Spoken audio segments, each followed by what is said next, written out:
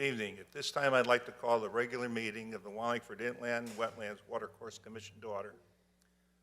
The date is Wednesday, July 27, 2022, and the time is 7:08. Please join me in a pledge of allegiance to the flag.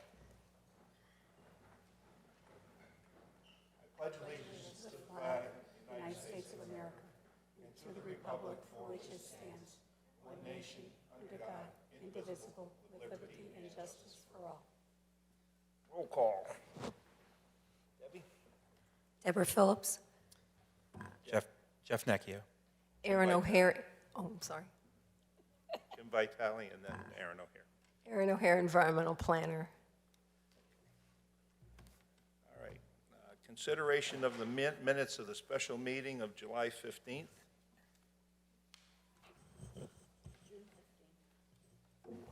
You want to table them? June 15th. June, yeah. June 15th, I'm sorry. We're going to have to table that, Jim, You want to table that? because Debbie wasn't here. Yeah, I'll have to abstain. Okay. So those minutes are tabled. Okay. I'm going to move on the agenda, moving around a little bit. I'm going to bring in application under old business A22 5.5, 1000 Barnes Road, Jakonski Homes Architects. 100 Barnes Road. 100 Barnes Road. Yeah, Isn't that what I said? Said 1,000. Well, I like those numbers better. 100 Barnes Road. It was originally in the first agenda as Town of Wallingford, and it's since been changed. Okay, you're up. Good evening. My name is Andrew Whitehouse, Representative Jakonski Humes, the applicant. I still need to hear you speak up. My name is Andrew Whitehouse from Jakonski Humes Architects, the applicant for this project on behalf of the town. I have with me Chris Giuliani, who's here to do the presentation for the water. All right. I'm going to go up to the maps, and I'll walk you through the project. And microphone.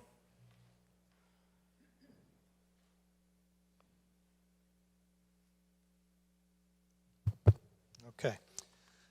For the record, my name is Christopher Giuliano, licensed land surveyor and professional engineer with the firm of Giuliano Associates. I maintain an office at 405 Main Street in the Yalesville section of town. We're here tonight with respect to 100 Barnes Road, which is the future home of the Wallingford Police Department.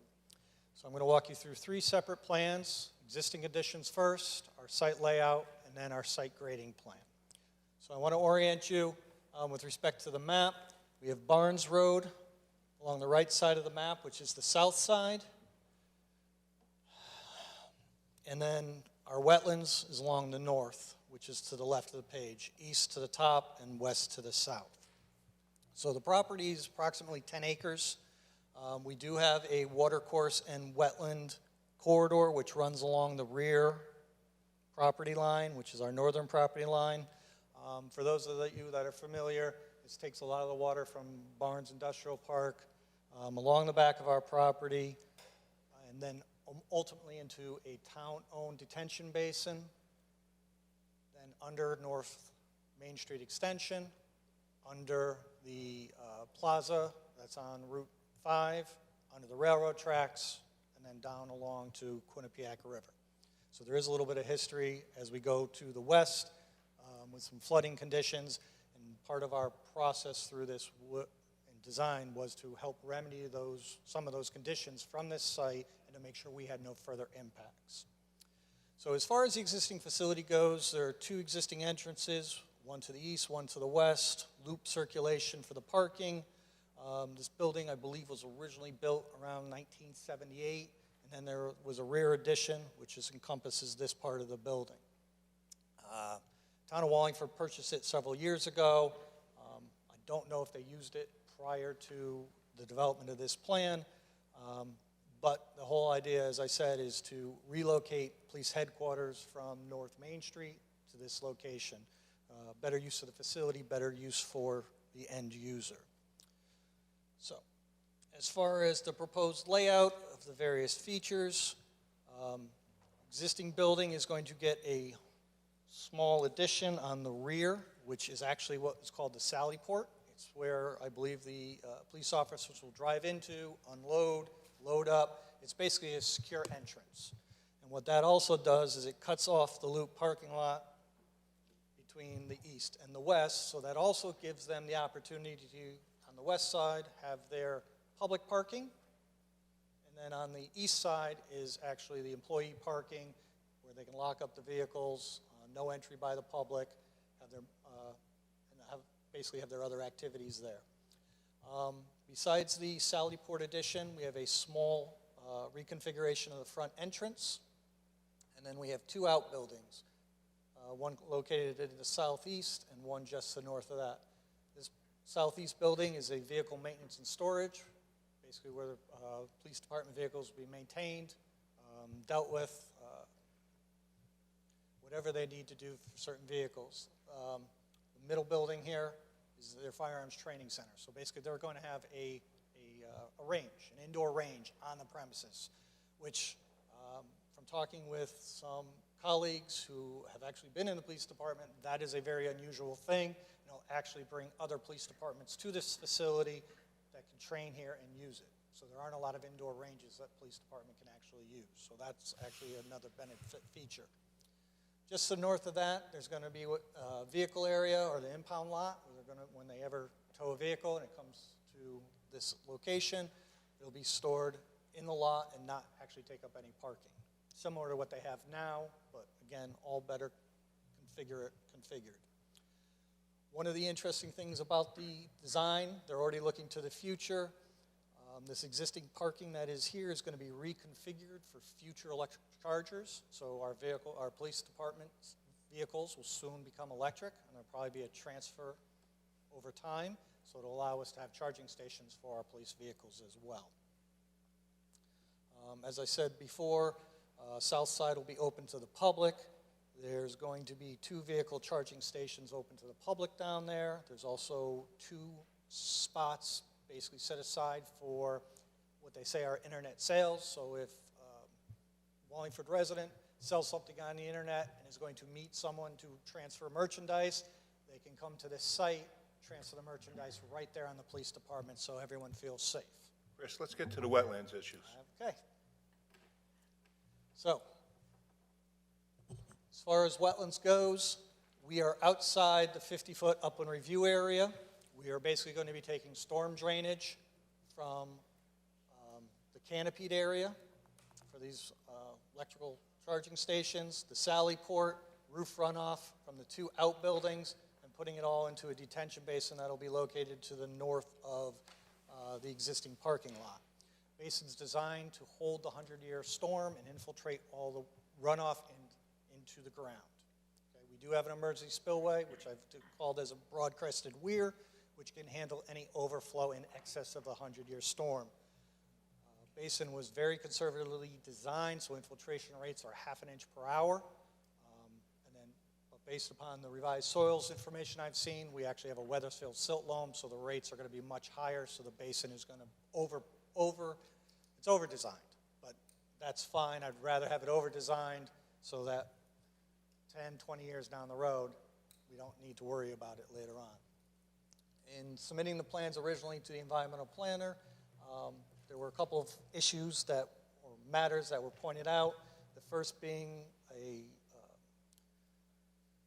ravine area basically at the end of an existing storm drainage pipe, and this storm drainage takes predominantly the water from the front half of the site, the existing building, and even some of the runoff from Barnes Road, runs it through the site and discharges it towards the watercourse. We are going to be lining that with new riprap to help slow down any erosive forces with respect to that. The other issue was there's this large oak tree that was identified. It's approximately 25 feet away from the basin. Aaron had some concern with respect to the location and the amount and the fill for our berm along the northwest side. Other than that, it's pretty much straightforward with respect to wetlands. Like I said, we've stayed outside of your upland review area. The main reason we're here is for an increase in impervious area. And in order to mitigate that, I've designed the basin so that we're basically holding all our stormwater that we can in that basin, therefore reducing peak flows and volumes to the Couple existing questions. watercourse. What did you do regarding the oak tree? Well, I went out and located the oak tree. We're about 25 feet with our grading. I know Erin has a concern about relocating the basin. She said to the north. It actually would be to the east, which we can do. It would be about a 12-foot push of this basin easterly, and we can do that. It makes minor changes to our drainage, so it's not a major impact. That was one of her recommendations in her July 22nd letter. I didn't see it in her conditions of approval, but it's a no-brainer. We can do it and accommodate that request with no detriment to the proposed design. Okay. Now, the second thing is, not all the storm water from this site is going in your retention basin. Correct. There's What flowed directly to the brook yesterday is going to be to the brook tomorrow. yes and no, okay? We are going to be taking a lot of this water that sheet flows from the east to the west and some of it that gets into the parking lot, we will be picking up with new storm drainage, basically in front of the Sally Port, a little bit along the edge here, and getting it into the basin. Since this is going to be roofed now, we're able to pick that up with roof leaders and get that into the basin as well. So we're actually going to be decreasing some of the water that went out through this existing drainage pipe here. Unfortunately, there's really nothing we can do at this point because there's a second discharge from the northwest corner of the parking lot, also to the watercourse. There's really not much that can be done. In addition, the existing drainage is very deep. Some of these basins are 12 feet deep, so it's not like we could intercept one and pick it up and put it into the basin. The pipes are actually so far below grade, if we tried to reorganize the drainage, we'd cause a bigger mess on the site than what we have. So. Okay. All right. Commissioners, any questions? Deb? No questions. Jeff? No questions. No, thank you. Jimmy? Aaron? Just for the record, a bunch of materials came in. My comments of July 14th went out in your packet. Has photographs in the back. This is 3 pages with photographs. And it does mention the tree the giant oak tree that Chris has talked about, and some other things. And then the team responded with materials that came in. Chris responded right away with his revised basin and response to comments. And then a few days last Friday, town engineer comments came in and responses to environmental comments separately from the wetland scientists, which is REMA. And then separately from that, a revised wetland report came in from REMA. You got all these things I'm discussing in your packet delivered Friday night. It came in that day, I believe, and then we got it in the packet. And the new thing tonight is and my environmental planners report also went out in the packet Friday. The new thing tonight is I wanted to make it easy to do conditions of approval, so I did type out something tonight, which I know you like advance warning, but there's been a lot coming in, so I did get it out, and I handed it out tonight. I believe everyone has that. Tell me if you didn't get it distributed. It would be dated today. It has on the second page, it has 4 conditions, about 5 conditions of approval, and it has more pictures of this oak tree. So, But there's no oak tree on this most recent environmentalist report. In the suggested conditions. yeah, I'm sorry. You've got 3 things from me on this project. July 14th comments that have photographs of the oak tree. So you want us to add them all together? And July 22nd is the environmental planners report, which does not have any photographs. And then tonight is the conditions of approval. And I actually went back out there to take a second look at that oak tree to see how close it was to the slope, et cetera. So that's why you have more pictures tonight of the oak tree. But Aaron, what are you suggesting with the oak tree?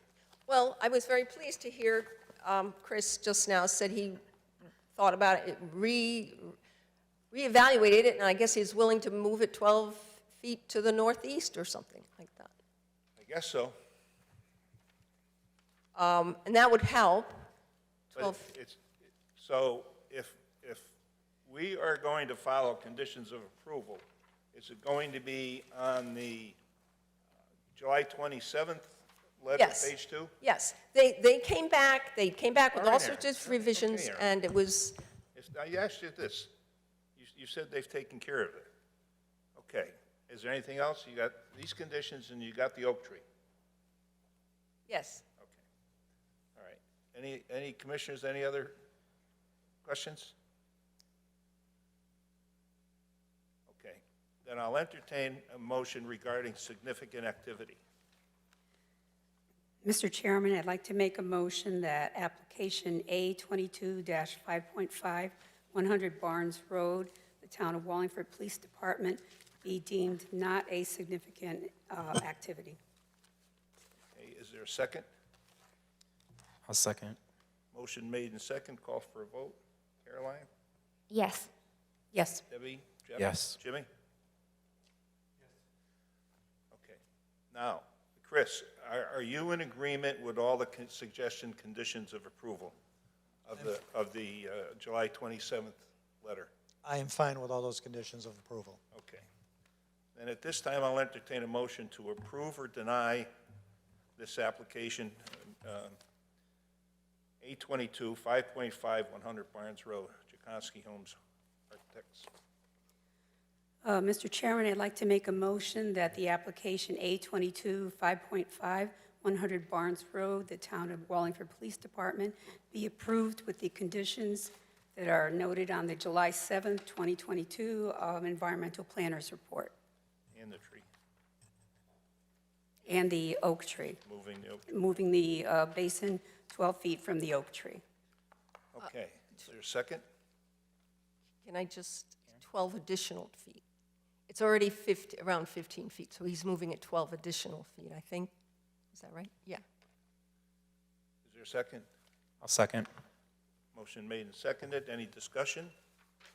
Mr. Chairman, I'm going to interrupt because we have to, if you would just tell us who's seated for who.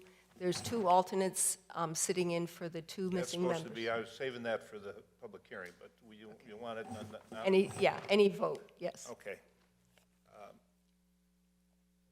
Because the regular commissioners are not here tonight, the alternates are filling some of the locations.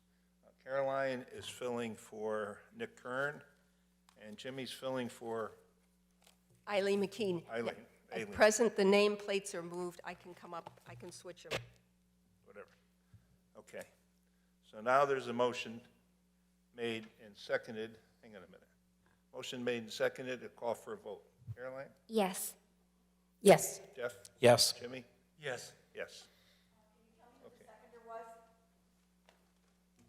Jeff Necchia. Jeff was second. Okay, you're all set? Thank you very Everyone. much, ladies and gentlemen. Thank you.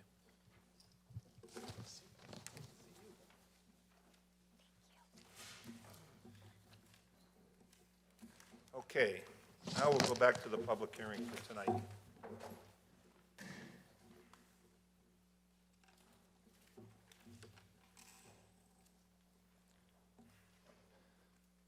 right.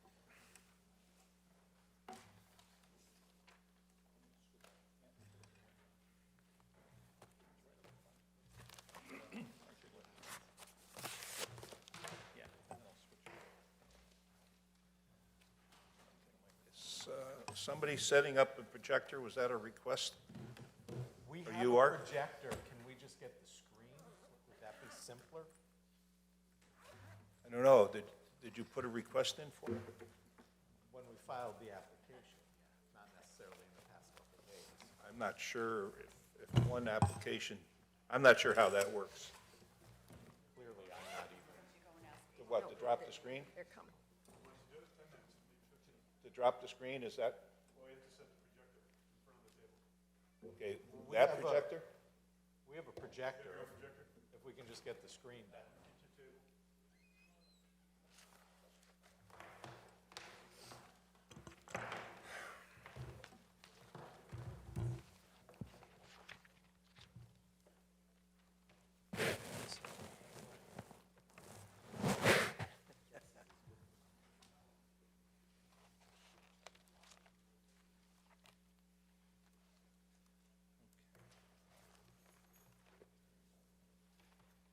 don't we take another minute while they're getting set up? Aaron, on old business, application A, 16-4.3, 103 North Turnpike Road, is he ready for release of bond? No. Okay. Application A, 22-4.3, 12 Mansion Road? I actually went out, I conducted a site investigation today, because this site is on, two places on your agenda. It's under violations, and it's under the application.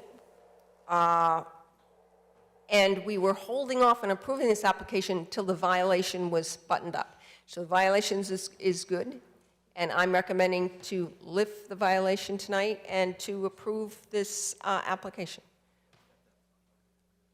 Okay. Does any of the commissioners want to make a motion to do that, such fact? Okay, Mr. Chairman, I'd like to make a motion that application A 22-4.3, 12 Mansion Road, Laura Cirillo, be approved The violation be lifted and the violation be lifted, and the application to be approved. and then the application to be approved. Is there a second? Second. Motion made and seconded. Call for a vote. Yes. Debbie? Yes. Jeff? Yes. Jimmy? Yes. Yes.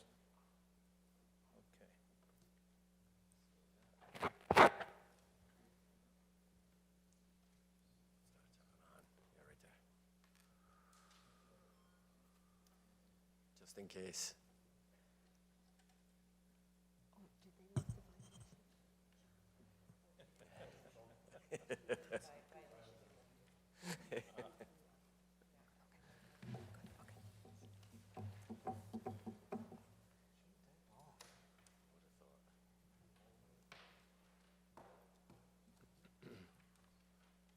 Looks like it's on. I can see it up there.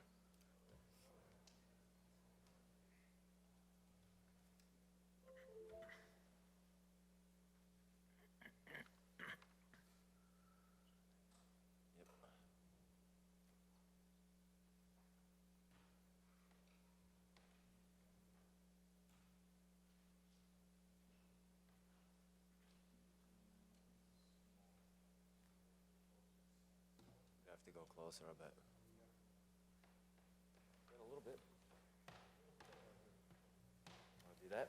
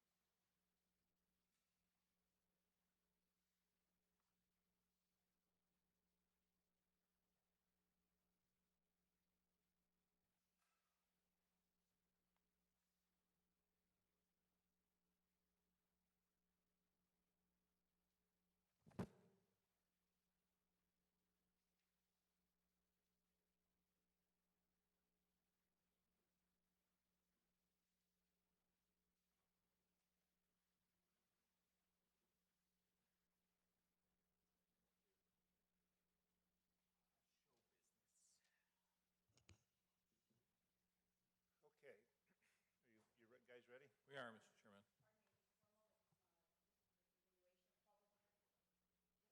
Correct, yes, For these folks, this is the continuation of their public hearing. yes. Okay, ready? Yes, this is a continuation of the public hearing. Okay, I got it. Okay. This is a continuation of the public hearing of application A22 5.15 Research Parkway. Now, a couple things to housekeeping before we get started. We already identified the voting members tonight for this application.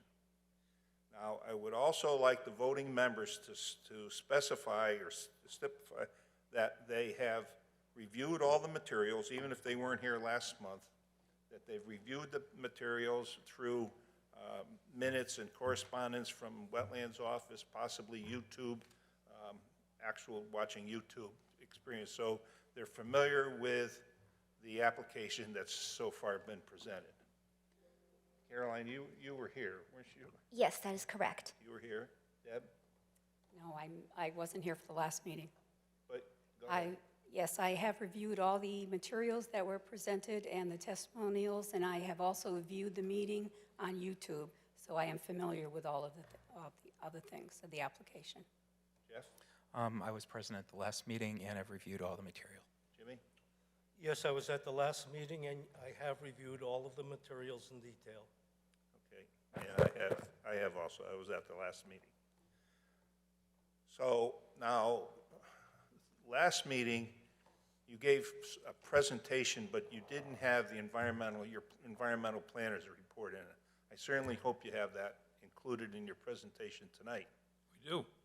And we're not going to have a lot of issues between you and Erin at the public hearing. If there's issues that came up, you will have to address them with her in her office on the schedule of the two of you. It's like some days it's like a tennis match here, you back and forth, and we're going to pass on that. Okay, so those are sort of the ground rules at the moment. If you would like to start. Thank you, Mr. Chairman. Again, for your record, Dennis Senaviva, I'm an attorney representing the owner and applicant. With me tonight to my immediate left is Chris Gagnon, who will be making the presentation. He's with BL Companies, one of the project engineers. To his left, Jeff Dewey, also from BL Companies, part of the presentation. We have Matt Davison to my right. He and his brother from Davison Environmental have prepared the Wetlands Impact Assessment, and Matt is here to provide an overview of that report and explain his position from his experience on the nature of the plan before you. And I'm glad you went through that initial ground rules, Mr. Chairman, because what I wanted to do is just to tell the commission that obviously we appreciated the time you gave us on June 15th. We're back tonight to sort of give an overview of what was presented in more detail last month. Chris has up on the board something that I think will be helpful. It's the regulated activities, kind of a primer to provide us with more direction. So we're not all over the place, and we're certainly able to hopefully provide you with more detail. Insofar as the last 6 weeks, they've been spent with the environmental planner, they've been spent with Water and Sewer Division, and with engineering, and they've all been wonderfully helpful. And we thought, which is I think the norm, is not to bring in new plans tonight. At the last minute wouldn't make any sense. So our hope is to spend the next 2 weeks after tonight's hearing to prepare revised plans that reflect the comments of your staff, reflect comments of this commission, reflect comments of the public, all of which, those which are meritorious, will be incorporated into the plan. We'll sit with your environmental planner, hopefully within 2 weeks. That'll give us 4 weeks to your September meeting. And the plan is to come before you with something that's more finite, that you'll have something before you that says that there are hopefully no issues, but at least very few issues left to resolve at the time of our September 7th hearing. So thank you, and that is our plan as we move forward tonight. Well, along those ideas, remember this is a wetlands hearing, so we want to focus on wetlands issues. And I think you have closer to 5 weeks till the next meeting. Right. Saying we don't have an August meeting. But it's not going to go well if you walk in August 7th and say, no, here's a report I'm bringing in that we don't have a chance to to review. So I'm trying to warn you ahead of time. Yes, sir. To get all the ducks in order and get all the questions answered. Thank you. So with that by way of background, I'm going to switch chairs with Matt Davidson so he's closer to the microphone. Chris will start off, again, explaining sort of a summary of the regulated activities that are part of the plan, and then Matt will, again, offer an overview, a review of the plan that's been submitted to you, the Wetlands Impact Study that you should have in your folder or in your handouts from Aaron, and then certainly address issues that were raised at the last meeting. There were some issues, flock logs, for example. Mr. Chairman, you mentioned that at the last meeting. Commissioner Heilman talked about measuring upland review areas and things of that sort. We want to give all the questions that were raised, and I think we can answer those pretty expeditiously, and then hopefully the public can be involved. So with that, Mr. Chairman, I'm going to turn it over to Chris Gagnon, and I'm here to answer any questions that you or the commission might have. Good evening, everyone. For the record, my name is Chris Gagnon. I'm a professional engineer licensed here in Connecticut, and I'm out of BL Companies. We're at a 355 Research Parkway right next door in Meriden, and I wanted to begin my presentation based on a little feedback that we got. It seems like it was unclear with respect to the actual regulated activities that were part of this project. I know last time we went into parking and circulation, et cetera. We're going to stick to the regulated activities, and I thought the easiest way to do that was to have this quick bullet point memo that we have here, and we have some plans that that reflect what's shown on this memo, and from there I'll hand it over to Mr. Davison to get into their report. So for this project, we have essentially two types of regulated activities. There are the temporary construction related regulated activities, and then there are the typical post-construction regulated activities. And for this project, we do not have any proposed filling of wetlands or work in the wetlands, and we only have minor work in the upland review area related to the maintenance of the access road. So it's really a pretty short list, but I will show a plan here to help cover that. So in terms of the temporary construction related activities, they all relate from the discharge from the temporary sediment traps that we have on the site. So as I'm trying to get across here, we are outside of the upland review area and outside of the 100-foot stream and water body for all of this work. So our temporary construction related impacts are associated with these sediment traps, which are designed per the E&S guidelines. They only have less than 5 acres of disturbed area flowing to them, and so any potential construction related activities would be related to stormwater discharging from these BMPs. So we have a string of them here, and we have one right here, and we also have our large basin, which will act as a sediment trap as well. So a little bit of belts and suspenders that we have here. With just these 4 sediment traps, the regulations would allow us to discharge these directly off-site into this corridor, but we have added additional BMPs in that these areas, once this trap discharges, it will be collected in a channel which has check dams in it, and it will be deposited into a final scrubbing sediment trap as well. So this, while there are 4 traps here, it really is one potential discharge here. We have another one in this location, which is a very small drainage area, but we're providing this to provide protection for our parking and refueling area down here. And then we also have this large sediment trap, which is the footprint of the stormwater basin, which could discharge, which discharges down here. So in terms of potential temporary construction phase impacts, it's the discharge from these sediment basins. Again, there is no work directly within the upland review area, and there's no work within the wetlands. So our construction phase impacts are all stormwater discharge related. In terms of post-construction activities, similar to pre-construction, it is related to discharges from the permanent stormwater basins and its impacts to provide maintenance to the existing road. So if we look quickly at this map, one potential activity is discharge from the sand filter. It discharges over an upland area and ends up in this existing pond. A second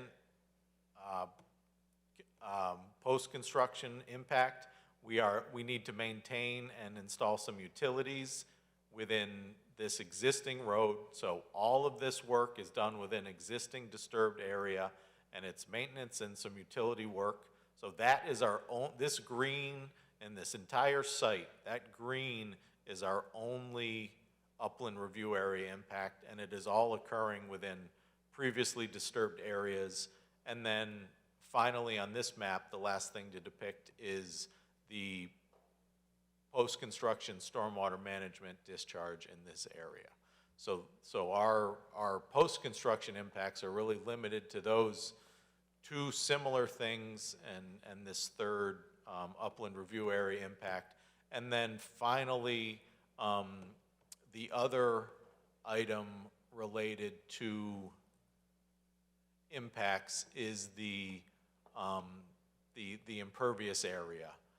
So for this proposed application, we do have 11 acres of proposed impervious area, which is mitigated by everything that we just discussed in terms of the stormwater management basins, the sand filter, and the fact that we have multiple levels of treatment trains from diversion manholes, hydrodynamic separators, sand filters, and basins. The discharge from this additional impervious area is all mitigated by our detailed stormwater treatment train. So I am not going to go on any further. I am going to, I think it's an appropriate time to segue over to Matt Davison so he can provide some context to what is going on site and his professional opinion on everything, and happy to show whatever maps you want to see.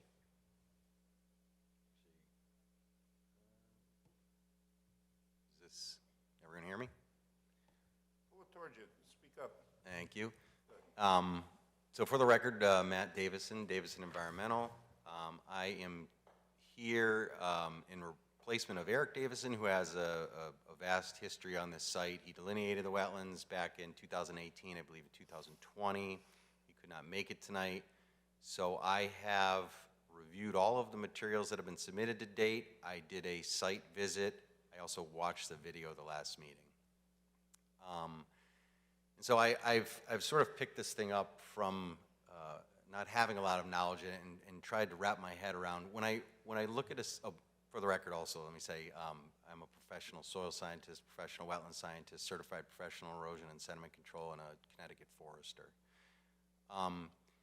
When I look at sites initially, what I try to decide is where is the greatest potential for short-term and long-term wetland impacts. And absent direct wetland impacts or absent a lot of development within an upland review area, I always come back to stormwater and stormwater impacts. And I think that stormwater has the greatest potential for impacting wetlands, both in the short term and long term. And in this particular site, I think that is the case. With respect to short-term stormwater impacts which would occur during construction, I have reviewed the erosion control plan. Obviously, without being an engineer and being able to size things, I find it to be a very robust plan. There's a lot of little sort of crisp called belt and suspenders, and I see that throughout here. There's a lot of redundancy in controls. There's things like skimmers that are introduced, which are sort of acknowledging that you may have fine textured soils here. It's a very robust plan. I would also say that this site will also be subject to a stormwater permit with DEEP, and as a result of that, that's going to be require weekly inspections from a qualified inspector that is on site. But I've talked to our team about this, and I think they've already offered it up. But I would also say that I would think a third-party inspector would be very valuable for a site like this, especially with the concerns of the commission, knowing that we're in an area that does have fine textured soils. I did look at the soil survey. I don't think there's fine textured soils throughout the site, but there's certainly you're going to find them in some portions of the site. I've done a lot of construction projects in this general area, and I found that to be true. The difficulty with fine textured soils is that once they're mobilizing water, you can get turbidity that travels quite a distance. So I've found that having two inspectors for stormwater is very valuable, not only just to have a third-party unbiased representative, but also I think it's valuable to have two professionals on site that can bounce ideas off of each other. A lot of erosion control, you can plan as much as you think you can plan, but when you get out there, there's always little changes that you have to make during construction. Having two people that can have different points of view and discuss these is important. Again, as a requirement of the stormwater permit, they will be required to submit weekly reports. I would also recommend that those reports be copied to the town so that the town is aware of what's going on, and if there are issues, that they can be addressed quickly. With respect to the long-term impacts from stormwater, I was actually very impressed by the stormwater plan here. When I take a site, or when an engineer presents a site to me, the first thing I look at is, are you providing primary stormwater treatment? Primary stormwater treatment is infiltration practices, detention basins. It's outlined in the 2004 manual. Primary treatment practices are far more effective than secondary treatment practices like hydrodynamic separators. And for a development like this, you'd certainly expect to have primary treatment. And not only do you have primary treatment here, you've actually doubled up on the primary treatment and for most of the stormwater runoff. And you have a number of secondary treatment practices in a train, which again provides a very robust treatment system here. You have hydrodynamic separators, you have catch basins, but then you're going to sand filters, which are a primary treatment practice. And for most of the runoff, it would go into a sand filter and then into a stormwater basin, which is also a primary treatment practice. So this is the first site I've ever seen where you have doubled primary treatment, and so I think that is excellent.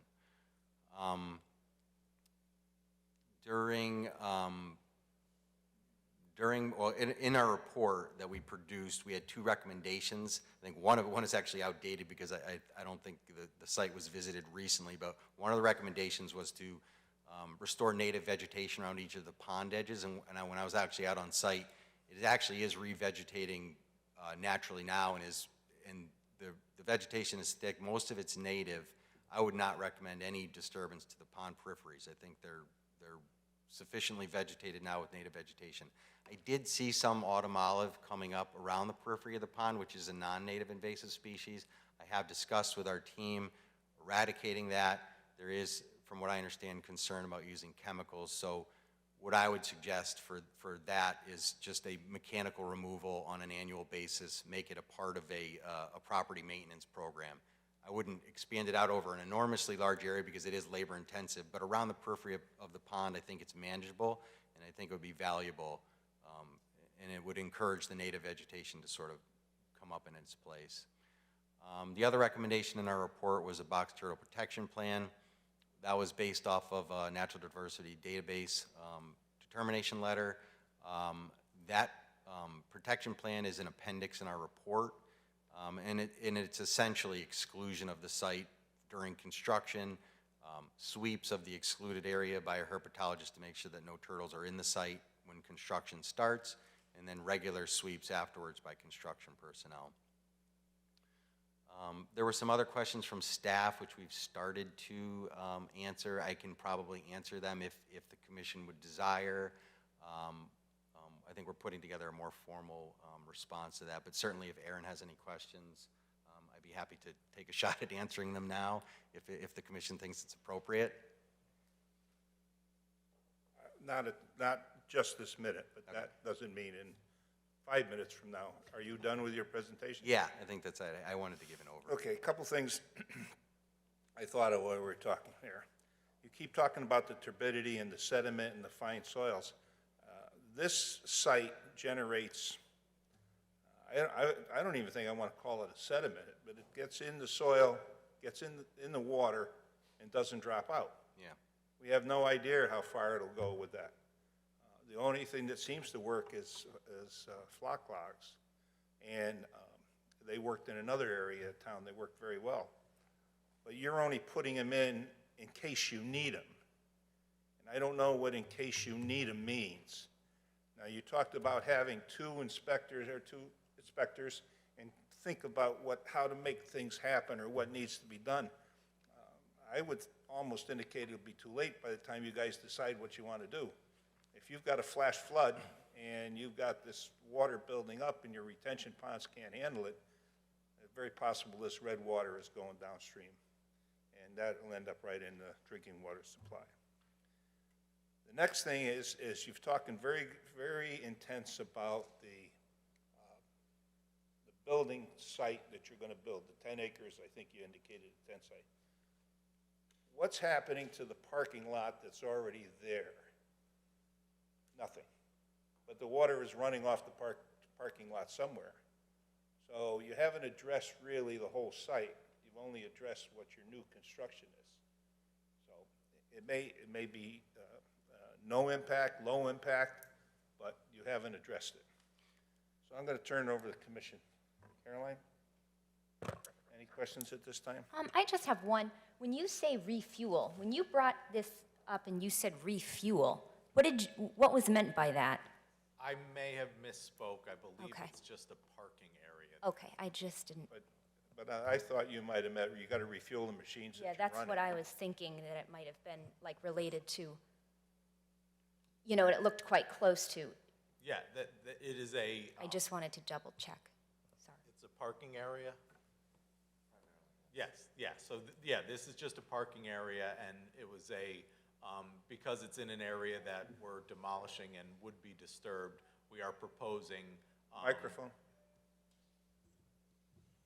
Because it's in because it's in an area that is disturbed and adjacent to the wetlands, we are proposing a sediment trap adjacent to it. And yeah, as soon as it's typical standard that the refueling and parking is together. So that slipped out of my mouth as a standard. That is not what is proposed at this location.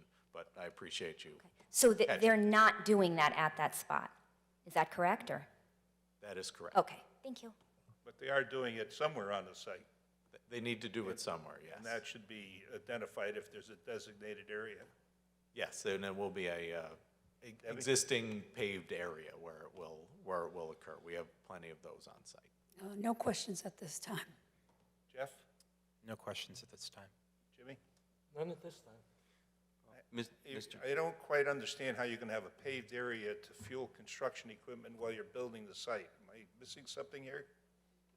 We have many, many paved areas on site that are going to stay on site. So we are not demolishing all the pavement on site, which I think leads to part of your question on the other side of the site. You know, it is certainly our intent right now not to do any disturbance over on the northern side of the site, north of the Muddy River. We thought that would introduce far more disturbance, erosion controls, disturbed area, potential for wetland impacts, et cetera. So it is our intent to leave it as is. Aaron? maybe I should ask for some direction, Mr. Chairman. You didn't want a tennis match back and forth here, so I'd love to meet with their wetland scientist in the office and go over the fine-grained material here that, you know. So you have a list of concerns. Yes, I do. It appeared in the comment letter of July 18th when I got a chance to review the wetland assessment that was handed in on the 14th, Friday the 14th. Their wetland report came in, and I reviewed it and have some comments here. I also reviewed the BL's list of regulated activities. And, you know, they need to pull it together. I don't know if we want to go over all of them tonight. I think Matt did an excellent job of the overview, hitting the high points. You can hit the high points. I just don't, I don't think we're going to resolve all the questions that are going to be asked tonight. But it's certainly, we're ahead of schedule, so. Mr. Chair, could I just talk about flocculants real quick? Because I think it's I'm sorry? the use of flocculants. I actually think I agree with you. It would be an excellent application on this site. And in particular, I've seen flocculants used incorrectly many times. They need to be when you use flocculants, you want to typically use them in a confined area where you have running water running right over them. So the diversion swales that are in here are an excellent application for flocculants for this particular site. That would allow for direct contact with your stormwater discharge, and then where the stormwater is ending up in a basin or a trap, that's where it settles. So I think this is set up to use flocculants successfully, and I think we could, as a design team, we could talk about how that's done. And I think it's also important to match the soil type with the flocculant type. All right, Aaron, let's just get into what your concerns, highlight your concerns. Well, I really don't know where to begin. Let's Well- see. Should I just pick one? Yeah. Turbidity curtain in the Muddy River is proposed for the discharge, the stormwater discharge on the southern end of the site with a large detention basin. Do you know how large it is? The acreage of that detention basin? Roughly 2 acres, 5 acres? Okay, for the record, Jeff Dewey with BL Companies. The large detention basin, which will also be used as a sediment basin, has roughly an area of 67,000 square feet. Remember, there's 4,560 square feet in an acre. So an acre and a half, a little over acre and a half, acre and 2/3, something like that. Okay, so this is a very large sediment basin for during the construction phase. Last time in the 2018 development proposal for this site, the large pond was going to be drawn down and used as sort of a large sediment basin as a fail-safe in case there was a lot of sedimented flows coming down from the development in the upper part. But in this application, there's no development in the northern half of the site, so the large pond is not part of the equation here. While it's not, and that's good in terms of environmental impact, it sort of gave a certain comfort level because there's a dam at the bottom of it, and you know, and it's large, and and I don't quite have that comfort level with this proposed sediment basin to be dug during the construction phase. Not so much after in post-construction, but during the construction phase, and that's one thing that was left out of your brother's report was when the sedimented flows are discharged from this basin, they will enter the river. They do get to travel about 80 feet. They do pass through about, 40 feet of wetlands, something like that, before they hit the bank of that river. But that's an impact. I guess technically, Chris would say it's out of the upland review area, but I don't consider that because it's a concentrated discharge through an upland review area, whether it's the discharge outlet is actually in or out of the upland review area. It does impact that area. So I'd like you to talk about that. I guess it's, how it would affect the river in particular. So I did discuss that specific comment with the design team. My understanding is that basin is oversized. So first and foremost, I think it would be highly unlikely for that to discharge. But there are a lot of redundant controls leading up to that. So essentially the stormwater that goes into there is going through the diversion swales, which after this discussion may have flocculant added to them. And then it's going into the basin, and then there are stone check dams, 3. And then when it gets to the final bottom part of the basin, there is an raised outlet structure. There's also a skimmer. We talked internally about potentially adding filter fabric to the stone berms. There was concern that it does clog, but that is another measure that could be added that would further reduce turbidity. But I think with the redundant controls, the raised outlet, the skimmer, and then a discharge to uplands, I'm not sure what else you could do. Again, I'll go back to the flocculants. I think that if we can deploy them effectively, that would be a perfect application here. In other words, adding flocculant along those diversion swales, and you don't want to just add flocculant, you want to have things like wire logs, because it actually holds the sediment once it flocculates. So you could drop a lot of that out in those diversion swales before you even get to that basin. So then when you look at, you know what I'm saying, Aaron? Well, I know flock logs, but you're saying like No, a what I'm core saying- log? Yes, well, you want to use flocculant, when you don't want to just use a flocculant. You want to use this comes from a seminar I went to, erosion control seminar. You don't want to use just flock logs. Typically, you want to use it with some type of wire product, because what happens is it will prevent that flocculated soil material from even getting into the basin. It attaches itself to the choir. So all through those diversion swales, you could introduce that. So you're dropping most of it out along the way. I have a video, which it was amazing, that All right, showed the same thing. We're going down. Yeah, we're going in the Going rabbit not hole. down the path I want to go. Obviously, there's an issue with that retention. I think the design's great. We're talking about Right, but belts there's and an issue suspenders to and more. go over it with Yeah. Aaron. Yes. Have you got another item? Oh, yes, I mean, you're loaded with items. I mean, but I don't. There was a few of them that I You're could not going address. to try and resolve them tonight. Like the comment you had about dewatering that large wetland area there, Aaron, I think right now that wetland doesn't receive any stormwater runoff above the, yes. That right now, all of the stormwater that's above that's already directed away from that to the small pond. We would actually be introducing more stormwater to it through the basin and infiltration than what it's getting now. So I don't have a lot of concerns about that being dewatered. I'm confused. How would the basin water get over there? It's infiltrating.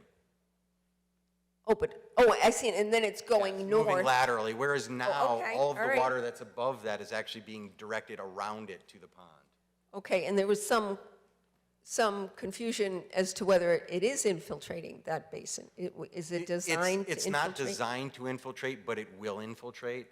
In other words, the water's going to enter it, it's going to go somewhere, and it's going to go into the ground. The rate at which it infiltrates will vary, and it'll probably vary over time, but it will go into the ground.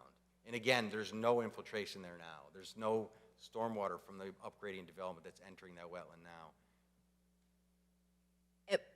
Okay. However, you're adding, I believe, correct me if I'm wrong, Chris, 11 acres about above that wetland, is it? In the general vicinity of that wetland, of impervious surface. So The it's impervious cover doesn't dewater the wetland, it just changes the output of stormwater, which is being addressed with the stormwater system. well, but Maybe this is an office thing before the chair gets angry. okay. I guess you're saying like weeds. If it's weeds and bushes today, and you're gonna pave it, 11 acres of it. There's still stormwater being generated from that area that moves in a southerly direction, whether it's infiltrating into the ground now or whether it's impervious and traveling. I think what you're saying is that edge of that giant parking lot that's there today acts as a barrier Yes. to anything. Yes. And anything new that you're going to pave is really going to go to the south and wrap around and dump into that large basin. It's never going to go there except through infiltration. The impervious area that's above it doesn't drain there now either. Correct, today, no. Right. I believe in the 2018 proposal. I could look at this. They were looking at that, and they directed some water to those wetlands. Not a lot, just some. I could look at that. The other thing that I'd like to hear about that wasn't in the report is the discharge of sedimented flows during construction to the small pond. So that trap that's closest to the pond, sediment trap 5, actually discharges sideways and is captured in the erosion control barriers that are there now. And again, by the time that discharges, it's already gone through swale, and it's gone through swales, there's a skimmer, and I actually had a discussion specifically with the design engineer, because I wanted to make sure that when I looked at this, I was addressing your concern. The other thing that made me more comfortable is the contributing drainage area to that trap is tiny. That trap is actually way oversized for what's contributing to it. So you don't have a lot of concerns there. Well, there's 5 traps. I'm talking about sediment trap 5. That's what's discharging to the small pond. That's the only one that's discharging to the small pond. Don't they all come down and conjoin via those diversion trenches? Doesn't it all come down like a necklace, sort of, all going south there? No? I thought that's how it was designed. These on south of the, excuse me, south of the Muddy River corridor, we have 1, 2, 3, 4 temporary sediment traps, which are designed per the regulation to only receive less than 5 acres of disturbed area towards them. Per the regulations, we would be allowed to just discharge out of these sediment traps directly into the vegetated area and the river corridor. We have taken the extra step of providing a final scrubbing of these discharges here by introducing a swale that will pick up those discharges and then direct that to a final basin, and then that basin will discharge into the small, and this is a man-made stormwater pond. So this side of the world gets double scrubbing, and we've also now just discussed the potential of adding additional BMPs to the swale in the terms of the flocculent, easy for me to say. So so we have double protection and possibly triple protection coming out of this discharge. Okay, you guys got to spend some time together, and it's not tonight. So you've got a lot of questions, you've got a lot of answers, and so this time I'm going to invite the public with their questions to join us. Anyone from the public can come up and join. 2 microphones. Name and address for the record is needed.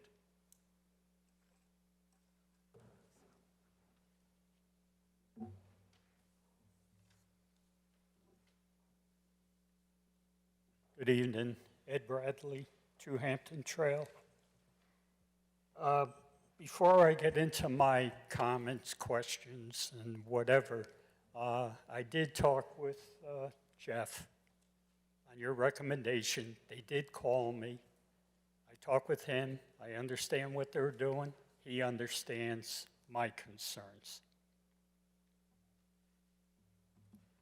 Back at the first meeting, you should all have a copy of my June 12 correspondence. And on the back of that was a picture of Miller's Pond. And recently, I did forward one to Aaron, July 25th. I apologize for the late delay. But my concern is increased volume in discharge, and also the impact of the increase in discharge into the WPD, the Wallingford Protection District, which is located south of Route 68 on down through to Hampton Trail, where the Muddy River discharges. We lived there for 49 years. And again, the concerns. Just to go over a brief history of Spring Lake, this book contains the history of Spring Lake from 1938 all the way through 1977. And there is never any mention of downstream impact from runoff as far as floating, as far as flooding. It all started when they started cutting in Research Parkway. That's when we started seeing more runoff coming down. And at that time, the corner of Route 68, before it was straightened out, it used to flood there. In the picture on my June 12th memo shows the ridge of the dam broken away. I was home that day. DOT was there with sledgehammers, breaking that off to alleviate the flooding on Route 68. Subsequent to that, the dam did collapse, and everything from there downstream, the pond bottom, 3.5 inches of muck on my front lawn. Mayor Vumbaco at that time recognized the issue of the Muddy River coming up into Hampton Trail. He had installed another 36-inch culvert next to a 42, which helps some. But in today's environment, it does nothing.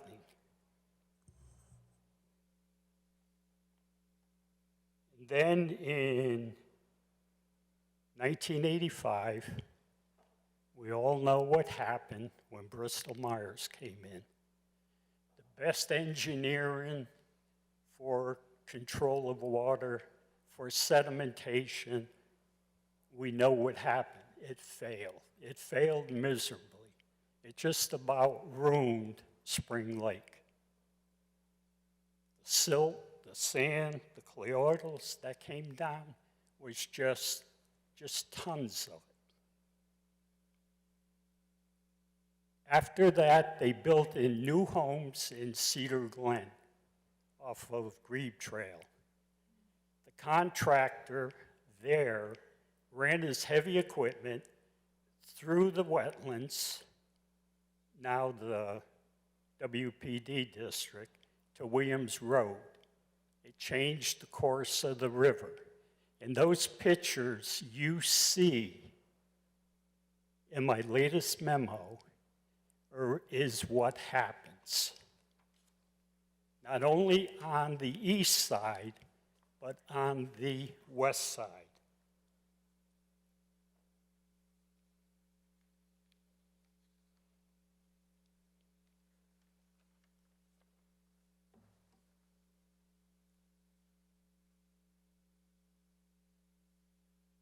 I have a couple of questions. The storm water permit that was mentioned, who is that acquired through? I don't know, Aaron, who issues stormwater permit? Is that? The applicant mentioned that. The applicant mentioned that. Yeah, Yeah, deep. DEP. DEP, and the town gets reports as well as DEP.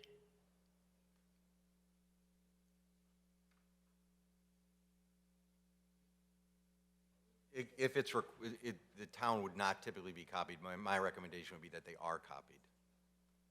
For the record, Matt Davison. For the story to, copy to what? Getting the permit or the? No, the the weekly application? reports, I think Aaron should get a copy of each weekly Oh, report that's absolutely. submitted to DEP. Absolutely. Yes. It's not a requirement for the state permit, but I believe it's a, Well, it's a, maybe ours. yeah, no, I agree. Aaron, microphone, can't hear you. Should this application be approved, in the 2018 application, which this commission did approve, they approved an independent site erosion control monitor to be hired, to be paid for by a developer, but chosen by the town, and reporting to the various departments in the town.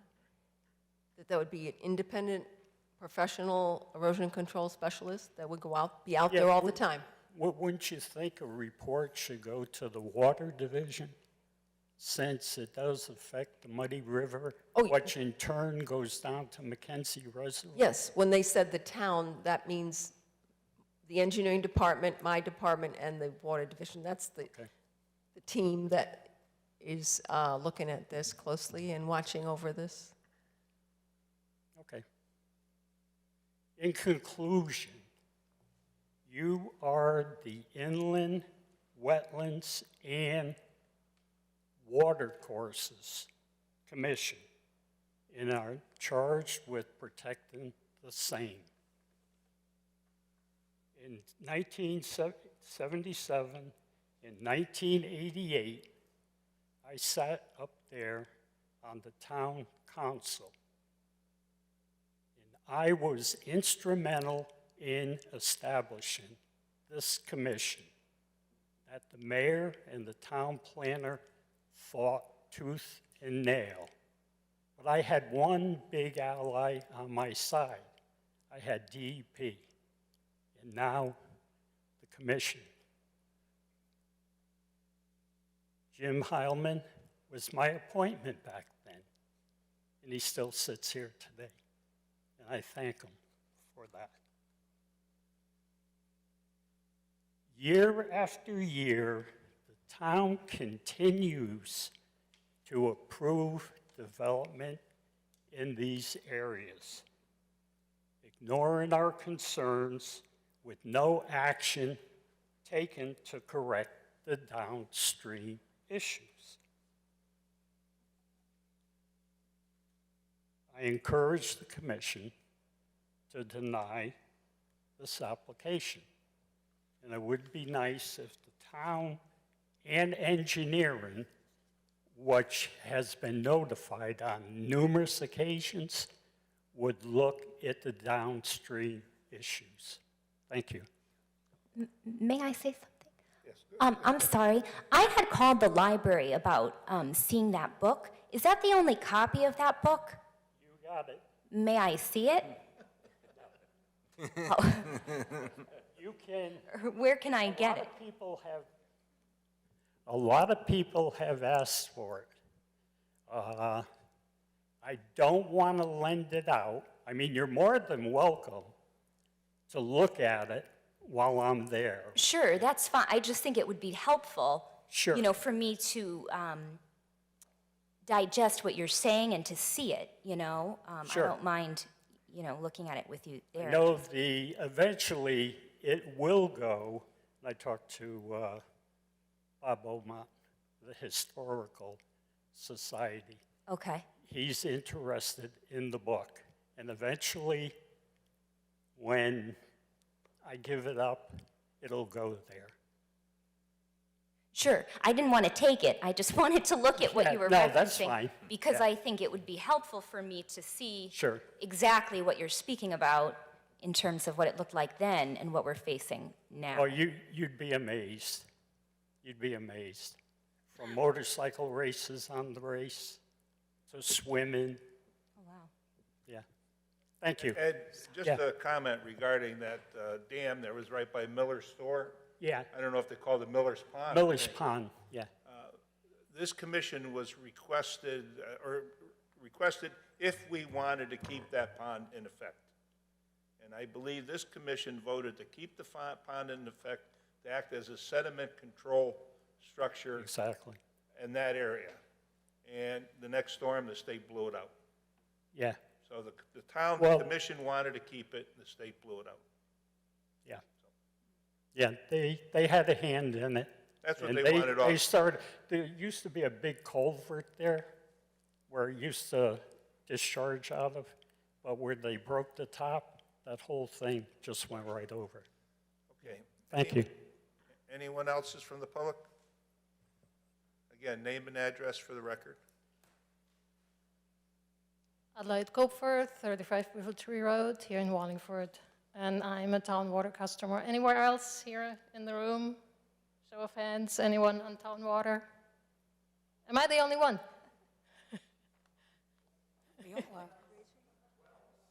Well, okay. But, okay, thank you. Thank you. I think you have all read and know that the Water Division serves about 39 or 40, almost 40,000 people here in town, and business and visitors. So again, I've submitted comment at the last meeting. I've written another letter in between, and I have maybe a couple of understanding questions and then a general comment. Just to make sure, because it came up before, the fueling pad that was in maybe a previous version of the plans is not a fueling pad anymore, is that correct? No, the fueling, I asked that question, and it indicates that the previous parking area, they're going to fuel on a previous paved parking area. So that would be further up where... It would be on the north side of the construction project. Now I'm even more confused, because I thought the north side is not being touched for this. It's not being touched, but that's where they're fueling. That's what they indicated fueling equipment on. I'm sure on the next map they'll have it designated exactly where they're going to fuel. Okay. All right. Then just general comments, if I may. I know you all know this, but for the record, I would love to once more cite or quote the Section 1 Title and Authority of the Inland Wetland Watercourses Commission. It is, therefore, the purpose of these regulations to protect the citizens of the state by minimizing, there are some omissions, but basically that's the wording, minimizing disturbance and pollution, maintaining and improving water quality, and protecting the state's potable fresh water supplies from the dangers of drought, overdraft, pollution, and to balance the need for economic growth of the state and the use of its land with the need to protect its environment and ecology. So protecting the drinking water is clearly a task of this commission, if I understand that correctly. Would you agree? Not only drinking water, a lot of, any water course. But drinking water also. I have seen the Water Division's memo of July 20th this year for this particular application. And if I may quote from that, the development will create the potential for adverse impacts to the Muddy River, Mackenzie Reservoir, and subsequently the potable drinking water supply for the residents, businesses, and visitors of Wallingford. And a little further down, stormwater treatment systems are proposed for the runoff from impervious areas associated with parking areas and traveled ways. However, there may still be a negative impact to the water quality of the runoff leaving the site. And one more. If sediment-laden runoff from the site is discharged downstream, it could potentially affect the water quality entering Mackenzie Reservoir to the point at which this water supply source would need to be taken out of service. You've mentioned the specific soil on the site and how this could travel really far. So I really just want to bring up one more. The Commission has a couple options with this project. We could try and minimize the risk, which I know Erin is doing a wonderful job, and the applicant is trying really hard to comply with all the requirements and suggestions and everything. But Erin, as well as the Water Division and the town engineers, still have quite a few concerns, some possible errors in the plans or incongruencies, let's put it that way, incongruencies. I, for once, and I think more people should be here and have voiced these concerns. I have really big concerns about the water quality of our drinking water source. We've heard from the police station application before. They plan their basin to hold a 100-year storm, and from what I've seen from the plans, I don't know if that's the case here.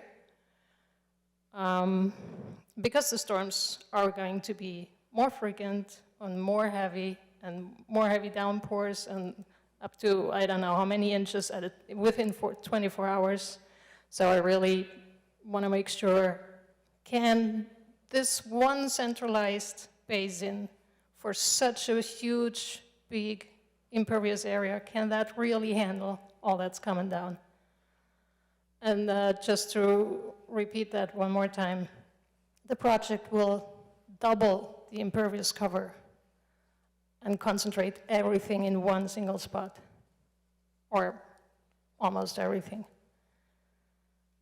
And then I still haven't seen how many trips per day are to be expected from this site, and how many cars, how many trucks will travel up and down.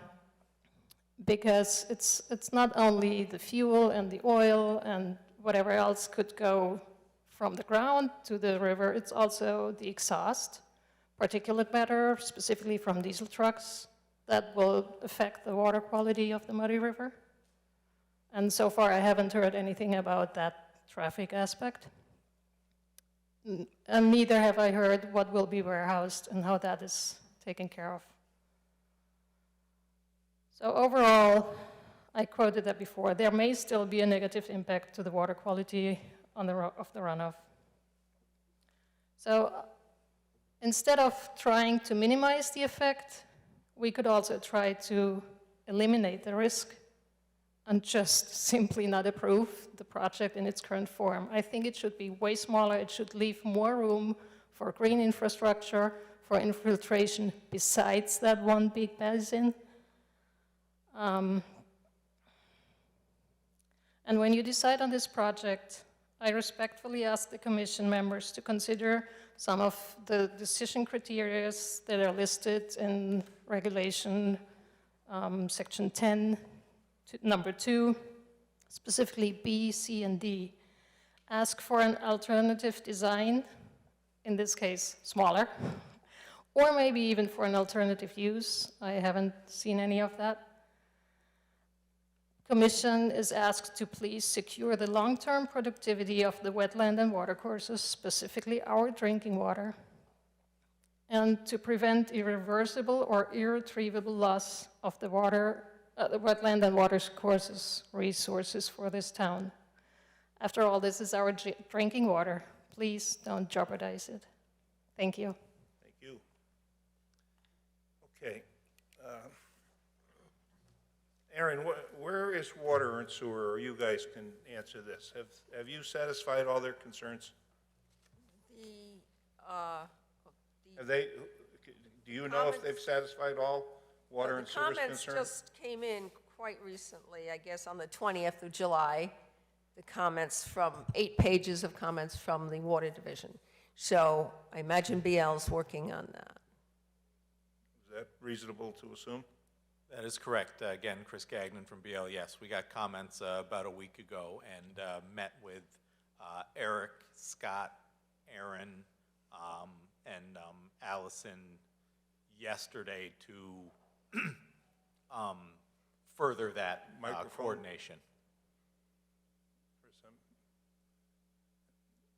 We met with them yesterday, so we're working through it as we speak. Okay. Mr. Chairman, I should maybe mention that Eric Kruger is leaving. This week is his last week. And, but Scott Shipman is, when Chris mentioned Scott Shipman is attending the meetings in his stead now, so. Okay. Big loss to the town. He's great. Eric's great. The things that were discussed in the past about the problem Spring Lake and the brooks and the Muddy River, it seems like the majority of them were when there was some major issue, opening of Research Parkway. You opened up the land, you changed the whole terrain, it was 100% farm, and now you have this superhighway with construction. Then you have Bristol Myers in a construction phase, and that was a real disaster. That did an awful damage down through, down Muddy River. And the point I'm trying to make is that it seems to be the problems are during construction. After construction, we don't hear much about a problem. We don't hear much about flooding. The damage was already done. So the concern, the effort in this application, I think, should be focused very heavily in the construction phase on that, while under construction. Any other questions, Caroline? No, thank you. Deb? No questions. Jeff? No questions. Jimmy? Yeah, a couple of, well, perhaps concerns. Do you have a value? Microphone. We hear a lot of concern about the amount of problems that have occurred in the past, and it had everything to do with the construction. Have you given us a value for the cubic yards that are going to be dislocated, moved, and shifted around on this project?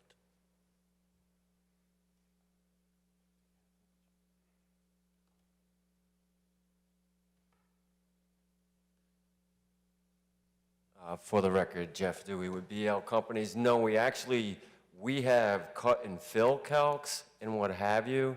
So we have some ballpark cubic yardage as far as that goes, if that's what you're referring to. Yeah, pretty much. And honestly, I don't need the specific numbers.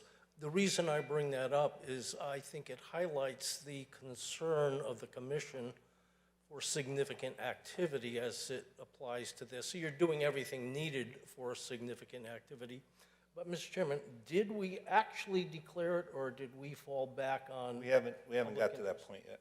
Okay. I was kind of waiting till hearing their presentation Yeah, tonight. and it brings it to light with the public testimony that we've just had.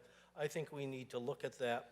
The other thing that has me concerned, and I don't think it's a major thing, and it has to do with the overall site where you're putting the warehouse, which I think is actually a good thing for where it's going. The reason for that being is, unless I'm mistaken, you're covering the demolition that was done there.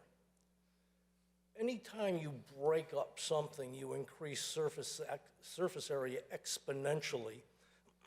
You can take a simple piece of trap rock, the common rock we have in the quarries here, run water over the top of it, drink it afterwards, there's no concern with it. You break it up, though, and you disrupt the crystal lattice of that plagio-feldspar there, it's a transitional series, and you liberate sodium at levels you could not even imagine. It has caused historically the shutdown or the notification through the state in our reservoirs with no explanation as to why they notified the public. This goes back a ways, back when I was doing graduate work, and I looked into it and did the research and actually did the chemical analysis for what happens when you take materials and crush them. You can take a wall with paint on it, there's no issues, crush it up and pass water through it. It's like making a coffee machine, you know, you concentrate.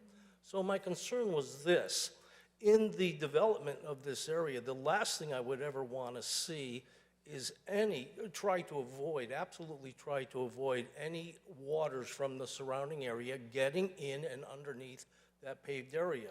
That's like loading up the coffee filter with the hot water. And we've had mentioned, how many people are on public water here? Just wells. All surrounding that area are wells. That's a serious concern with what is being done here. So, more than anything else, you have to avoid drainage getting back into that pit. Normally with demolition materials, you like to put a clay cover over it. This is not a toxic site, so it's not being done. By the same token, I cannot imagine in any way, shape, or form that anything considered best practices would allow you to create a coffee filter situation and percolate your surface waters through that and let it get into the groundwater, which, by the way, percolates out along the streams of the Muddy River downhill south and east of this area. It follows the characteristics of the bedrock. So again, I would like to know how much you are moving, only for the sake of confirming and establishing the need for significant activity, activity being the most important word here. The second thing is, I would like to see and have confirmed that you really are not going to get any waters percolating through that demolition pile underneath where this building is going to go. That was all. Are you ready to give that yardage? Not necessarily the yardage, but I did want to address the essentially stockpile of material out there. I do think it's an important point, and as the group, we have discussed that. So, if I may? Yes.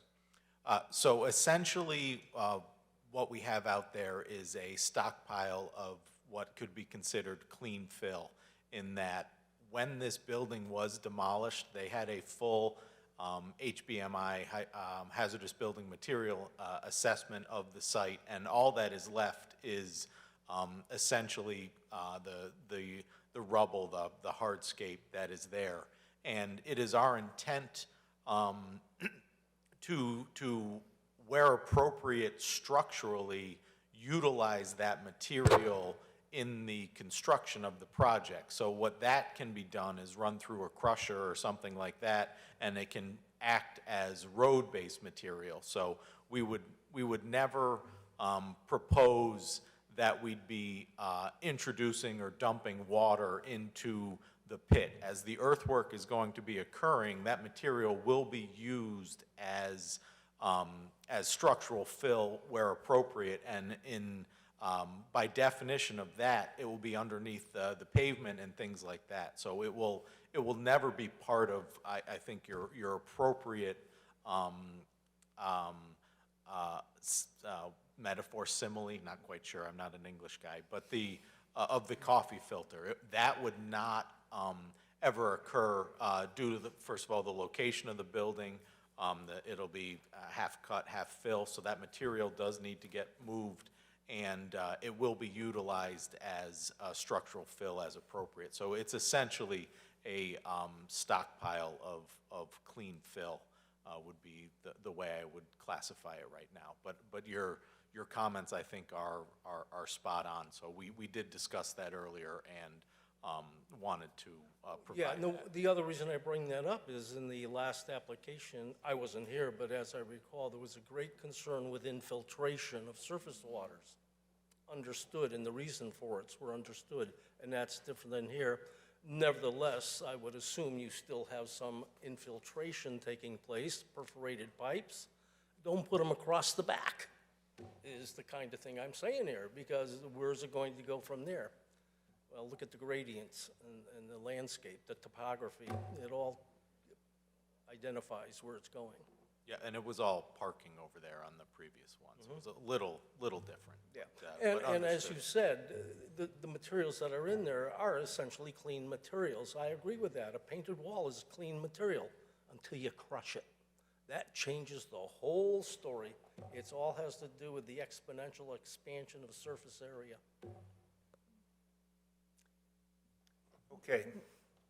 All right. Mr. Chairman, if this might be a good time for the team to address Commissioner Heilman's question of last time at the June 15th hearing, when he wanted someone to look at the slope of the ravine, the Muddy River slope, and make sure it was measured correctly as not exceeding 15% grade. And I know they've done that. Do you have the statistics? Do you have that information? We sure do. And what is it? We took a look at it, and it slightly adjusts where the technical upland review area would be, but in no instance does it ever encroach onto our proposed limit of disturbance. So we have slightly adjusted where the upland review area is depicted. However, it does not change any of our regulated activities or areas of impact or anything like that. So we did perform a detailed analysis of the slopes adjacent to the Muddy River at Mr. Heilman's request, and in my professional opinion, it does not alter any of our Okay. activities. All right. I do have a citizen requesting some information regarding this. Could you also show further west there's no grading larger than 50% on the corner of the building? What is that, northwest corner? Or Wait a minute. We're talking about the area right along the water course, right? the upland review area. We're not near the building. Okay, the project. I'm sorry, not the building. Project, so project. what is specifically the question? Okay, now that I see it, it seems where the building, the corner of the building is Corner that of the project? corner of the project? Thank you. Is that all where there is no upland review area because it's under the culvert, or? Can you explain what the question was first?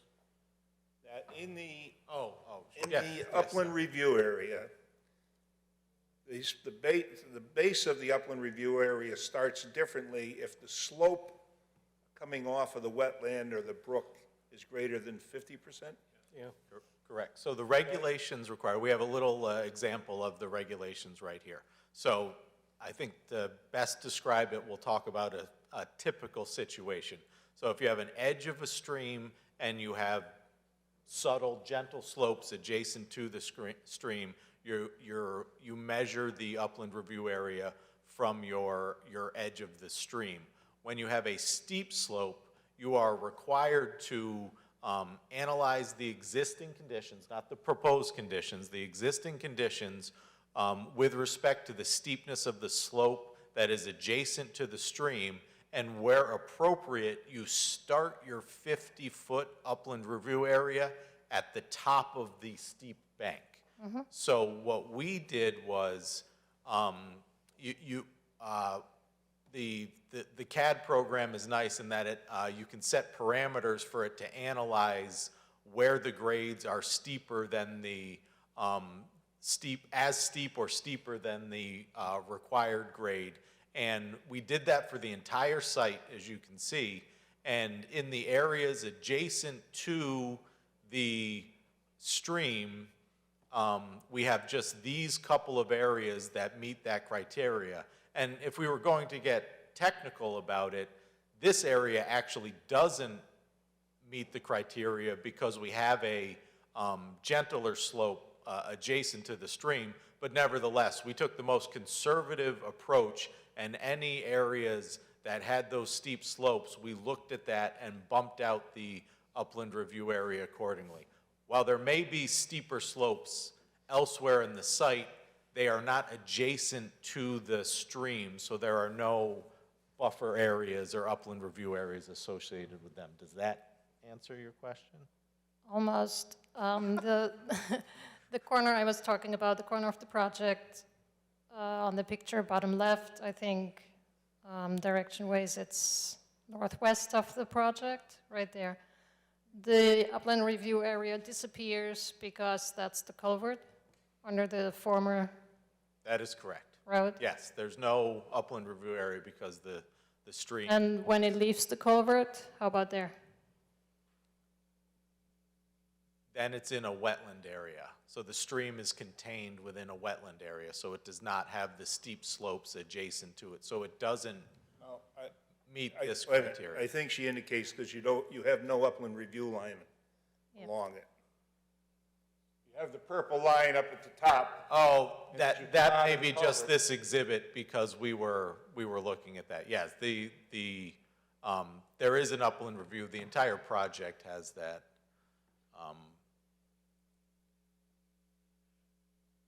It's the rest of the plans depict it throughout the project.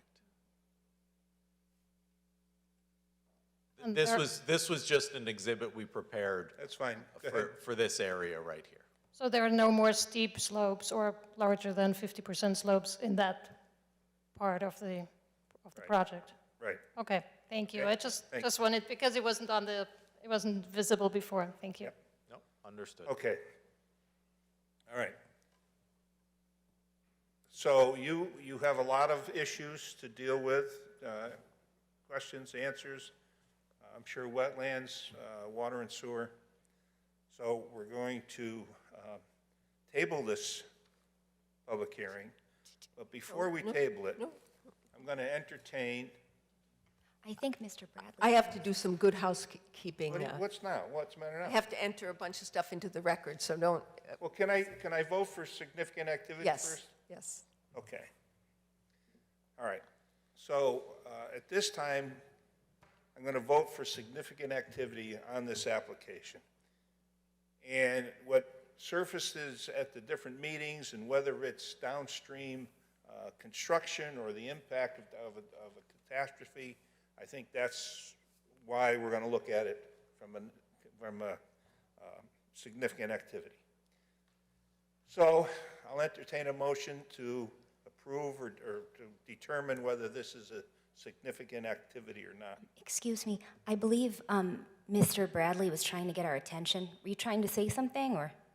I'm sorry, he was raising his. I'm going to go with significant activity first, then we'll bring Mr. Bradley back. Sorry. Okay? Significant activity. Okay, excuse me, Mr. Chairman. I'd like to make a motion that application A22-5.15 Research Parkway, Muddy River, be deemed a significant impact activity. Is there a second? I'll second. Motion made and seconded. Any discussion?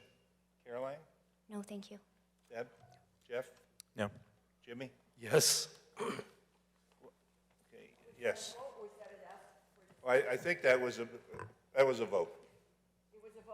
I think, let me start over again. The vote was made and seconded. I asked for any discussion, and I looked down, and there wasn't any discussion, but some of it came out as a vote. So there's no discussion, call for a vote. Yes. It is a significant activity. Correct. Yes. Yes. Yes. Yes. Okay. Now, Ed, you all right. Ed Bradley, 2 Hampton Trail. I agree with the comments that the largest part of the damage that was done was during the construction phase. But I want to make sure that as it sits today, in those pictures you see, there's significant flooding down there, both on the west side and on the east side Of of the Muddy River. Okay. When we get a storm of maybe 3 inches, 4 inches, that's what we get. I mean, the water used to just come over the edge on the northbound side and run down the wall, down the road. Now, it comes into my garage to where I have to block the wall to keep it from coming into my family room. I've talked with engineers, sent memo after memo to them that those culverts cause the Muddy River to back up. Maybe what they need to put in, and I'm not an engineer, is a box culvert to let that water through. But instead, it backs up. It cannot, the volume coming down cannot get through to the lake. It comes over. What did they do in the Muddy River stream from Hampton Trail back up to 68? The town went in there and did something. Did they carry riprap in? Or? No, when Cedar Glen they ran the equipment through, Public Works came in and put some sandbags in there. They got blown right out. Yeah. The force that comes down there is, I mean, I have videos of it. It's just unbelievable. I had to move my truck out of the driveway the last big storm we had a couple of years ago. It was up to the hubs. Well, wasn't it back in the 70s or the 80s? You opened a garage door and the back garage door and let it go straight through? Well, that's what, I wanted to put another garage in, and Erin had some issues with it, and I made a comment to her, so I'll put a door in on the back, and the water can go right through. But that's the only thing that I can remember. All right, Thank you. thanks. Mr. Chairman, in regard to what he was just identifying, this is at the top of a watershed, and as I recall, it's the most important place to put retention, never at the bottom of the watershed, at the very, very top. Might this be a place that would be appropriate to have retention and controlled metered out of this site rather than to allow it to flow as it exists today? Could it be held back at this location? Could we improve the situation here? Is that worth looking into? Well, I believe they are If retaining. I may, Go ahead. Jeff Dewey with BL Companies, we have significant decreases in not only the peak rate of runoff leaving the site, but also the volumes. I'd be happy to share the numbers, but I know most people, I don't want to bore you, but a significant decrease in both rate and volume. That's very good, very important information, valuable to the people that surround it. So maybe at the next presentation, you could highlight that, because that's important. It's important to the town. With all due respect, I have early on. What happens is it gets lost in the numbers. And I completely understand that. It's got to be one of the most boring topics in the world if you're not an engineer. Understood. Similarly, that job you did there was fantastic on the slope. Our job, not the thing you'd want to do without a computer, but didn't the computer make a difference? Okay, Aaron, you got a housekeeping issue? Yes, if I may. All right, we got correspondence today from the project attorney to advise us that they grant a 65-day extension on this. So now we're covered on that. The 65 days brings us to September 12th, so everyone should be aware September 7 is the end. If action isn't taken by September 7, then the applicant would just go away. They'd withdraw and he'd go away. So, because we'd be out of extensions by statutory time at that time. Okay, the other thing that came in was, I wanted to say for the record, was the testimony by Adelaide Koffler, who got up tonight and gave further testimony, but you all got a copy of this. This is her letter. We received it July 22nd. You all got a copy of it in your packet on Friday night. Also, for the record, was a letter that came in from Mr. Ed Bradley on July 25th. That was yesterday. Anyway, 2 days ago, and you all got a copy of it. It has pictures of the dramatic pictures of flooding of his yard. You got a copy handed out to you tonight of that. Okay, what else do we have here? We have June 15th commentary from Ms. Adelaide Kopfer again. That was from June 15th. I guess I answered that before. And the other things that came in I want to run over, and that is from the applicant submitted only one thing in this time period, I believe, correct me if I'm wrong, the wetland and biological assessment, which came in on July 14th. Is there something else that had come in this time period since the last public hearing? Okay. And then we got a copy of, and that went out in your packet, the copy of the town engineer's comments on the project, dated June 28th. That went out in your packet, and that is, her comments are 4 pages long. And then the Water Division, Eric Kruger, senior engineer with the Water Division, he has 8 pages of comments, and that are dated July 20th. We received them July 20th, and that went out in your packet. My environmental planners report, dated July 22nd, again, went out in the packet. And I wanted to say, I have a chronology, the status of, the chronology of the application, keeping track of things, and I left an item out. The item was, I believe it, on July 19th, Jeff Checkaway and myself and Commissioner Caroline Reynes went out to the site, because Caroline had requested a site visit. She'd never been on the property, and so I forgot to put that in. We did a site investigation. That's when I saw all the autumn olive that had grown up. You know, when Bristol Myers did such a beautiful job of landscaping their headquarters, and, you know, nature takes over rather quickly. Okay, and the last thing that came in for the record is July 26. That's something I wrote a memo yesterday specifically on significant impact. You got it emailed to you and paper copy handed out tonight, and which leads through the particulars of the definition of significant impact and the process and so on. I do want to say that in this case, if I may, Mr. Chairman, that a bunch of information in the form of reports is triggered by a significant impact designation.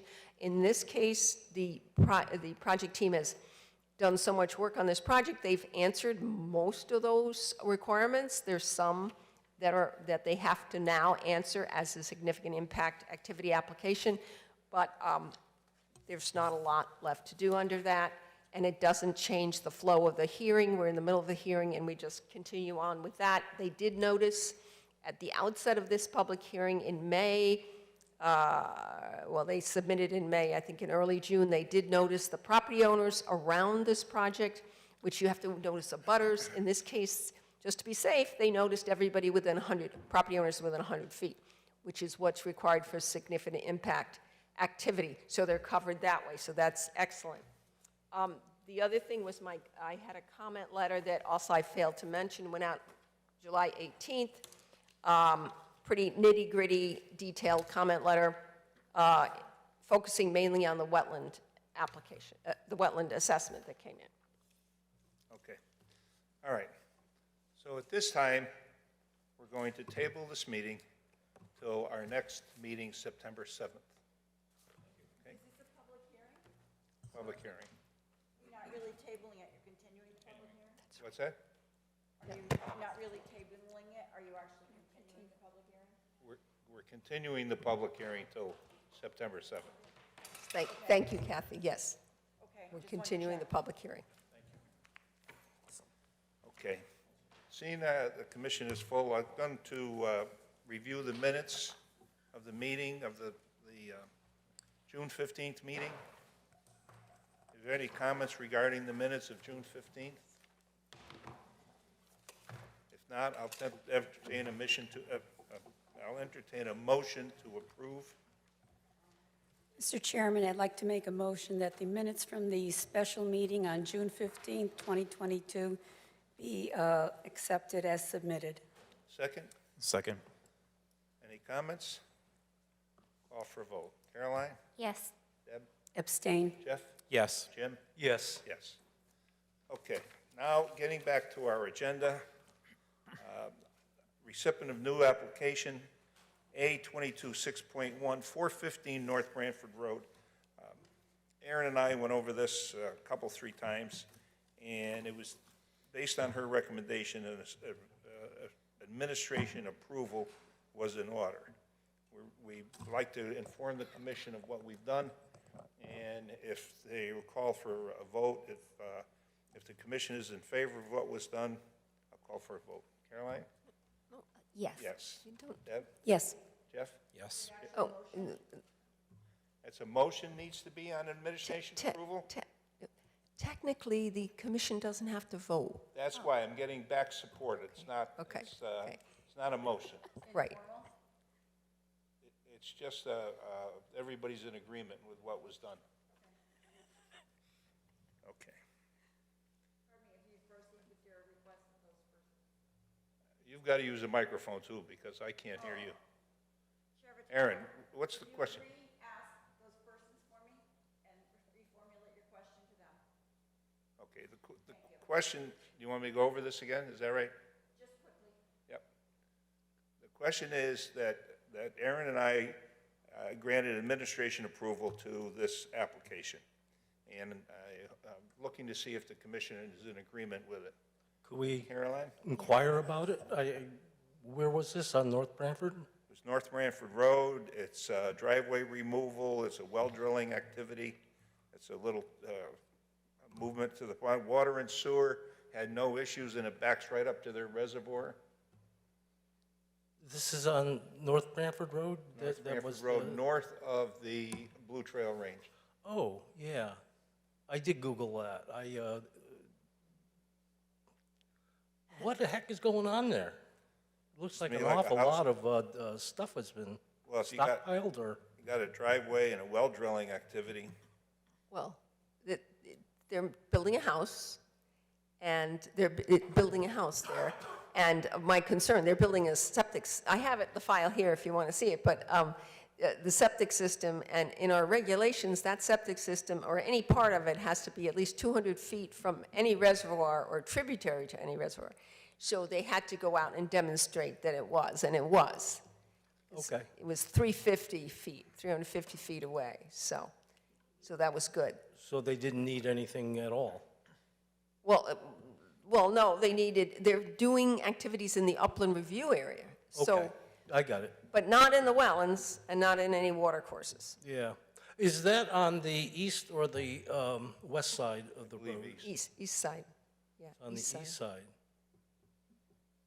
Okay. North of Ulbrich. It looked like a very significant area of activity there from the Google, looking down from the Google. Right in the middle of that open area. How old? It gave the street number. How old is the image that you get when you look? I suspect on the normal acquisition, they take the latest. I could check it. I doubt it. I don't have it set for historical views. No, the reason I ask is that, sometimes it's 2 years old or something like that, but there was an old disturbed area right there, and that's the area they're putting the house, in the old Okay. disturbed area. That makes sense. Yeah. Yeah, okay, that's cool. I'm all set. Yes. Okay. All right. Okay, before I forget, Aaron, we should have brought up to the previous application that their feasible and prudent alternative regulations should be addressed on next time they come in. Yes, we started that discussion yesterday. And Okay. Yes, absolutely. All right, so we're going on, reports and communication. I'm curious about the Farm Hill Road detention basin. Nothing has happened, sorry. Okay. I do want to go back to, you just received one of the we did get a new application today. It's from Park and Recreation Commission, Department, not the commission, for trail. It's trail work. I've handed out the application tonight. It's to install 2 footbridges to replace rotten footbridges. And these footbridges got approvals from this commission, 10 years ago, 12 years ago. But things rot over time anyway, so these are replacements. So it's a regulated activity. Even with a replacement, it's a regulated activity? Because they're going to be standing in the wetland doing the work. But even the fact that it's a replacement? Yeah, because, Maintenance, Yes. not a maintenance item? well, no, just because they're standing there, they're taking the wood out, bringing new wood in, it's a fair amount of activity. Well, probably going to be more damage done carrying the wood in, because they're going to bring it in on some kind of motor vehicle. They're not going to carry it in like Conservation Commission did. Correct. They have a vehicle called a gator. Yep, I don't know how big that is. Do you know how big they are? I've got one. So how Like a wide- golf course, like a golf cart. Oh, okay. All right, and I think the other issues we've all taken care of, or nothing's changed. Okay, if there's nothing else to come before us tonight, I'll entertain a motion to adjourn. Mr. Chairman, I'd like to make a motion to adjourn the meeting. Second, Second. all in favor? Aye. Aye. Any opposed? No? Geez, we changed our ways. Turn over new leaf.